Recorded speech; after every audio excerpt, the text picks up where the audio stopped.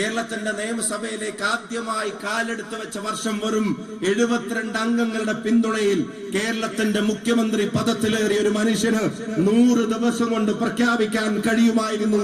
ഈ നാട്ടിൽ കുട്ടികളെ 2 അക്ഷരം പഠിപ്പിക്കുന്ന അധ്യാപകൻ അവൻ തൊഴിലിന്റെ സംരക്ഷണം ഓർത്ത് നീറിപ്പുകയുണ്ടവരല്ല. അലീന ബെന്നിയെ പോലെ ജീവൻ ഒടുക്കേണ്ടവരല്ല. അവരുടെ ധൈര്യവും അവരുടെ ആത്മവിശ്വാസവും തലമുറകളുടെ വിളക്കും വെളിച്ചവുമാണെന്ന് തിരിച്ചറിഞ്ഞ് അധ്യാപകർക്ക് സംരക്ഷണത്തിന്റെ പാക്കേജ് ഒരുക്കാൻ ഉമ്മൻചാണ്ടിക്ക് 71 ആളുകളുടെ പിന്തുണ അദ്ദേഹത്തോടൊപ്പം മതിയായിരുന്നു. 100 ദിവസവും മതിയായിരുന്നു അല്ലേ? 100 ദിന കർമ്മ പരിപാടിയിൽ പ്രഖ്യാപിച്ചില്ലേ മാഷെ? അതിന്റെ നടപടികളിലേക്ക് കടന്നില്ലേ? 100 ദിനം കൊണ്ട് തൊഴിലിന്റെ അധ്യാപനത്തിന്റെ സംരക്ഷണം അധ്യാപകർക്ക് അനുഭവപ്പെടുന്ന വിപ്ലവകരമായ പാക്കേജ് പ്രഖ്യാപിച്ച ഉമ്മൻചാണ്ടിയുടെ ഗവൺമെന്റിനെ കേരളത്തിലെ അധ്യാപകർക്ക് ഇപ്പോ ഞാൻ തുറന്നു പറയുന്നു, KSTAയുടെ കൊടി പിടിക്കുന്നവന് പോലും മുഖ്യമന്ത്രി ഉമ്മൻചാണ്ടി ആയിരുന്നെങ്കിലെന്ന് ആഗ്രഹിക്കുന്ന തരത്തിലാണ് ഇപ്പോ കേരളത്തിലെ അധ്യാപകരുടെ അവസ്ഥ എന്ന് പറയാതിരിക്കാൻ കഴിയില്ല. ഉമ്മൻചാണ്ടിക്ക് 72 അംഗങ്ങളും 100 ദിവസവും മതിയായിരുന്നെങ്കിൽ ടീച്ചറെ 10 കൊല്ലം തികഞ്ഞിട്ട് 100-നോടടുത്ത് MLA-മാരുണ്ടായിട്ട് ഈ നാട്ടിലെ അധ്യാപകരെ അവരെ ദിവസക്കൂലിക്കാരാക്കി മാറ്റുക എന്നുള്ളതല്ലാതെ അവർക്കൊരു സംരക്ഷണം കൊടുക്കാൻ ഈ ഗവൺമെന്റിന് കഴിയുന്നുണ്ടോ? ലിറ്ററലി പാവപ്പെട്ട ഭിന്നശേഷി സഹോദരന്മാരുടെ പേരും കൂടെ പറഞ്ഞിട്ട് ഇവിടെ നിയമന നിരോധനമാണ് ഈ മേഖലയിൽ ഈ ഗവൺമെന്റ് നടപ്പിലാക്കിക്കൊണ്ടിരിക്കുന്നത് എന്നുള്ളത് ആർക്കെങ്കിലും നിഷേധിക്കാൻ കഴിയോ? എന്നാ അവർക്ക് കൊടുക്കുന്നുണ്ടോ? അവർക്കുള്ളത് സമയത്ത് കൊടുത്താൽ എന്താ? ബാക്കിയുള്ളവർക്ക് കൊടുക്കേണ്ടി വരും. ബാക്കിയുള്ളവർക്ക് കൊടുക്കാൻ എന്താ അവർക്ക് മടി? ഇപ്പൊ ചില മന്ത്രിമാരുടെയൊക്കെ തലയിലെ ആൾതാമസം പോലെയാണ് ഇവിടുത്തെ ഖജനാവിന്റെയും അവസ്ഥ എന്നുള്ളത് കൊണ്ട് സാമ്പത്തികമായി സ്റ്റേറ്റിനെ തകർത്തിരിക്കുകയാണ് എന്നുള്ള കാര്യത്തിൽ ഒരു സംശയം വേണ്ട.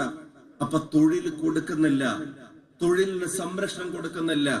ഞാൻ ചോദിക്കുന്ന, ഒരു ടീച്ചർ, കുട്ടികളെ അക്ഷരം പഠിപ്പിക്കുന്ന ഒരു ടീച്ചർ തന്റെ അപ്രൂവൽ കിട്ടാത്തതിന്റെ പേരിൽ കത്തെഴുതി വെച്ച് താമരശ്ശേരി ഉപജില്ലയിൽ സ്വന്തം ജീവനൊടുക്കിയ അലീന ബിന്നി എന്ന് പറയുന്ന ഒരു ടീച്ചറെ, രക്തസാക്ഷിയെ സൃഷ്ടിച്ചൊരു ഗവൺമെന്റിനോട് പൊറുക്കാൻ അധ്യാപക ജോലി ചെയ്യുന്ന ഒരാൾക്കും കഴിയില്ല എന്നുള്ളത് ഈ മാറ്റൊലിയുടെ വേദിയിൽ നമുക്ക് പറയാതിരിക്കാൻ കഴിയില്ല. ജീവൻ അവസാനിപ്പിക്കുക. എന്നോട് അരികോന്ത മാഷ് പറയായിരുന്നു, കുടിശ്ശിക കിട്ടാതെ മരിച്ചുപോയ പെൻഷൻകാരുടെ എണ്ണം 1.5 ലക്ഷമാണെന്ന് പറയുമ്പോ നാണമുണ്ടോ ഈ ഗവൺമെന്റിന്? 1.5 ലക്ഷം മനുഷ്യരുടെ പതിറ്റാണ്ടുകൾ നീണ്ടുനിന്ന അധ്വാനത്തിനൊടുവിൽ അവർക്ക് അവരുടെ പുതുക്കിയ പെൻഷന്റെ കുടിശ്ശിക അവര് മരണപ്പെടുന്നതിന്റെ മുമ്പ് കയ്യിലേൽപ്പിക്കാൻ പരാജയപ്പെട്ടു പോയ ഒരു ഗവൺമെന്റിനെ ഇനി കേരളത്തിന്റെ അധികാരത്തിന്റെ കസേരയിൽ ഇരിക്കാൻ ഈ നാട്ടിലെ ജനങ്ങൾ അനുവദിക്കില്ല എന്നുള്ള കാര്യത്തിന് സംശയമുണ്ടോ? സത്യം പറഞ്ഞ ഇതൊരു കുടിശ്ശിക സർക്കാരാ ടീച്ചറെ.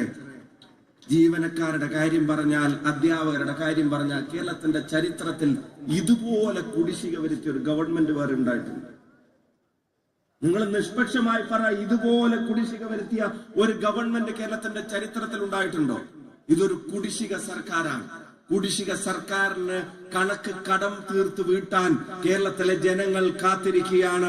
ഞാൻ നിങ്ങളോട് പറയുന്നു, നിങ്ങളുടെ എലിജിബിലിറ്റി ടെസ്റ്റിനെ പറ്റി നിങ്ങൾ ഭയപ്പെടുന്നതിനേക്കാൾ, അതല്ലെങ്കിൽ അതിന്റെ പ്രായോഗികതയെ സംബന്ധിച്ചുള്ള ആശങ്കകൾ നിങ്ങൾ പങ്കുവെക്കുന്നതിനേക്കാൾ 2026 കേരളത്തിന്റെ എലിജിബിലിറ്റി ടെസ്റ്റിൽ ഈ ഗവൺമെന്റ് മൂക്കും കുത്തി താഴെ വീഴുമെന്നുള്ള കാര്യത്തിന് ഒരു സംശയം നിങ്ങൾക്കില്ല. ഓരോ മേഖലയോടും ചെയ്തുകൊണ്ടിരിക്കുന്ന അത് ഈ വർഷം 1.25 ലക്ഷം കുട്ടികൾ, എത്രയാ?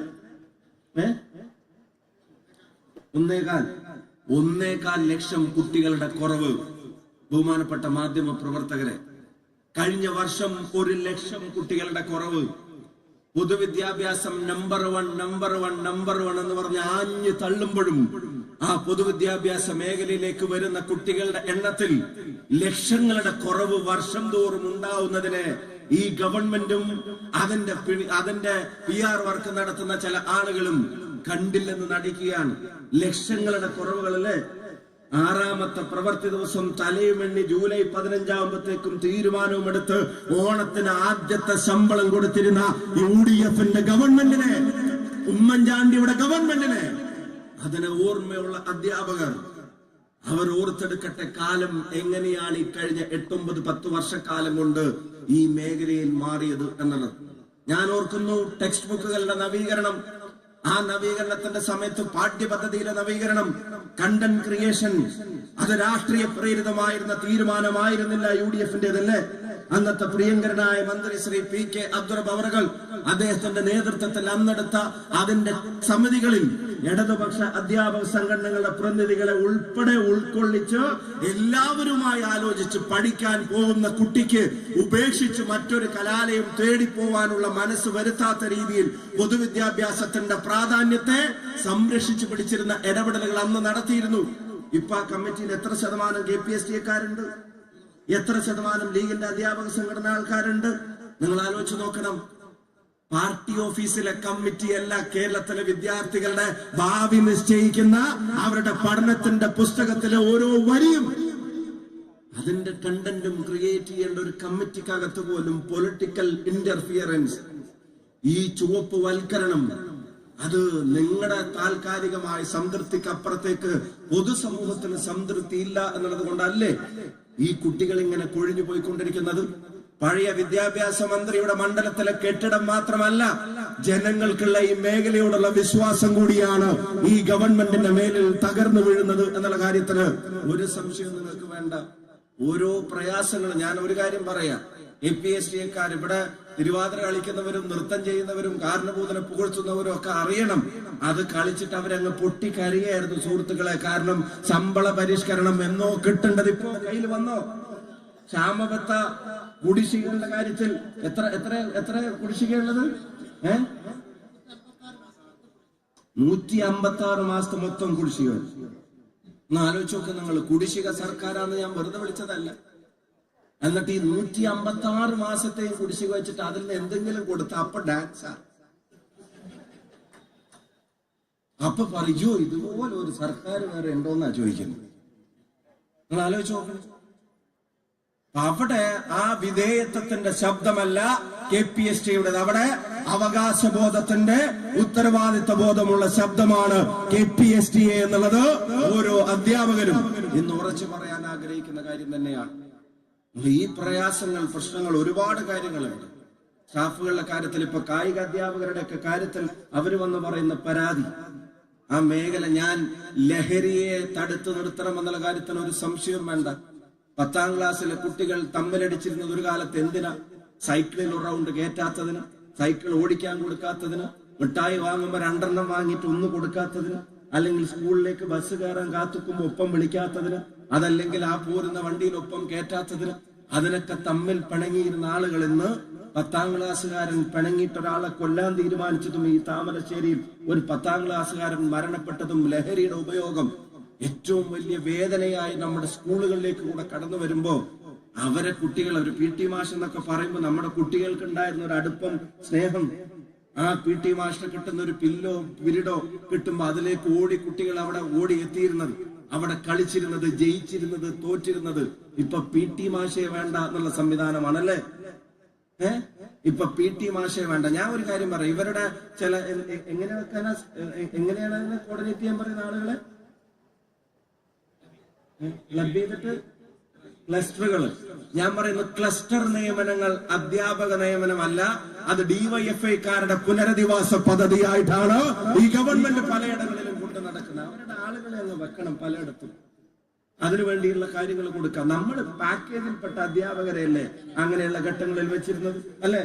ലിസ്റ്റിൽ ഉണ്ടായിരുന്ന സംരക്ഷണവും കാത്തിരിക്കുന്ന പാവപ്പെട്ട അധ്യാപകരെയല്ലേ നമ്മൾ വെച്ചിരുന്നത്. ഇപ്പൊ അതിന്റെ അവസ്ഥ എന്താ നിങ്ങൾ ആലോചിച്ച് നോക്കുക. ഓരോ മേഖലയിലും പ്രതിസന്ധിയാ.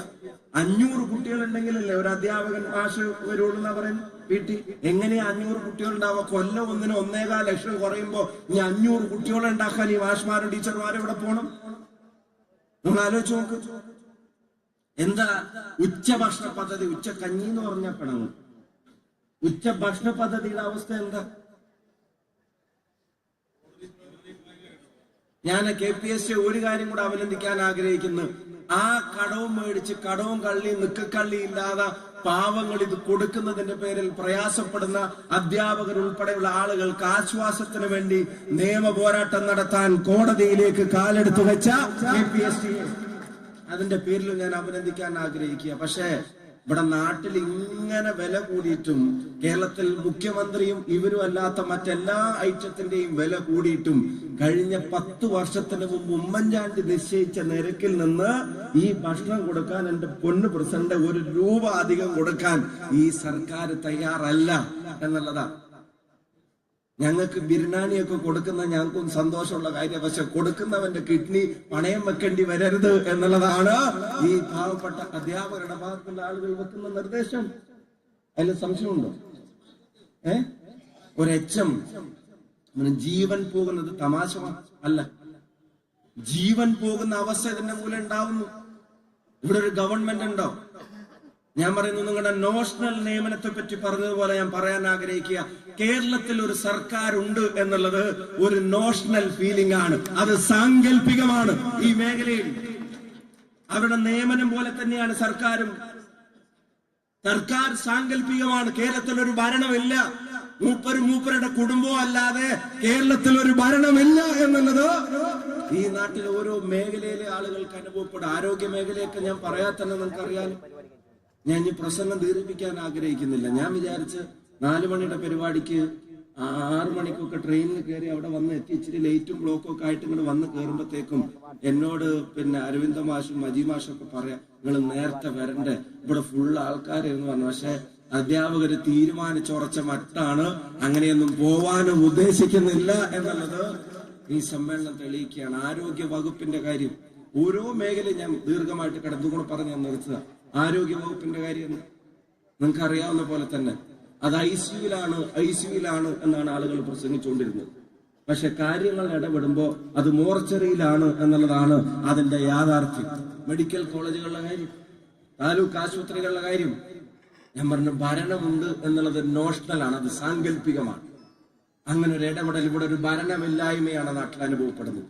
അതിനെതിരെ കേരളത്തിന്റെ പൊതുവിദ്യാഭ്യാസത്തെ കരുത്തുറ്റതാക്കാൻ സാധാരണക്കാരന്റെ മക്കൾ ജാതിയും മതവും പൈസയും നോക്കാതെ എനിക്ക് ചെല്ലാൻ ഒരിടമെന്നുള്ള ആത്മവിശ്വാസത്തോടെ കടന്നു ചെല്ലേണ്ട ഇടങ്ങളിൽ നിന്ന് ലക്ഷക്കണക്കിനായ ആളുകളുടെ എണ്ണം കുറഞ്ഞുകൊണ്ടേയിരിക്കുമ്പോ അവിടെയും നമ്പർ 1 തള്ളല്ല പരിഹാരം. പ്രശ്നങ്ങളുടെ പരിഹാരം ഉണ്ടാക്കി വിശ്വാസ്യത വീണ്ടെടുത്ത് വിദ്യാർത്ഥികളെ ചേർത്ത് പിടിക്കാൻ അധ്യാപകർക്ക് കരുത്ത് നൽകി സ്ഥാപനങ്ങളുടെ വളർച്ചയ്ക്ക് വേണ്ട കാര്യങ്ങൾ ചെയ്ത് ഈ മേഖല നിലനിർത്താൻ ഈ ഗവൺമെന്റിനെ കൊണ്ട് സാധിക്കില്ല. ഇവര് കൂട്ടിയാ കൂടില്ല എന്നുള്ളത് ആളുകൾക്ക് മനസ്സിലായിട്ടുണ്ട്. അനിവാര്യമായ മാറ്റത്തിന് അതിന് കരുത്തു പകരുന്ന ഈ മാറ്റൊലി, ആ മാറ്റൊലി കേരളത്തിന്റെ വിദ്യാഭ്യാസ മേഖലയിൽ പ്രകമ്പനം സൃഷ്ടിക്കട്ടെ.